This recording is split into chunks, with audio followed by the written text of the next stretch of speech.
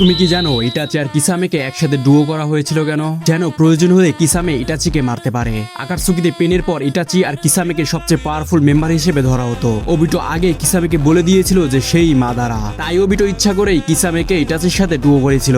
আর কিসামে পুরো সিচুয়েশনই জানতো। কিসামে অনেকবারই সাসপেক্ট করেছিল যে ইটাচির মনে এখনো তার ভিলেজ হিডেন ইন দ্য লিভের জন্য ফিলিংস আছে। ওবিটো জানতো যে ইটাচি আকাতসুকিতে জয়েন করেছিল একজন লিভ স্পাই হিসেবে, তাই সে কখনো ইটাচির নিজের ভিলেজের জন্য লয়্যালটি বদলাতে পারেনি। তাই ওবিটো কিসামেকে বলেছিল যদি ইটাচি কখনো অর্গানাইজেশনের বিরুদ্ধে কোনো মুভ নেয় তাহলে তার উপর নজর রাখবে আর প্রয়োজন হলে তাকে মেরে ফেলবে। কিসামে এই কাজের জন্য পারফেক্ট ছিল, কারণ মাঙ্গেকো শারিঙ্গানের গেনজুৎসু তার উপর এত সহজে কাজ করতো না। যেমন কিলার বি আর নারুটো পারফেক্ট জিনজুরিকি, তেমনি কিসামের সাথে সামেহারার বন্ড অনেক স্ট্রং ছিল।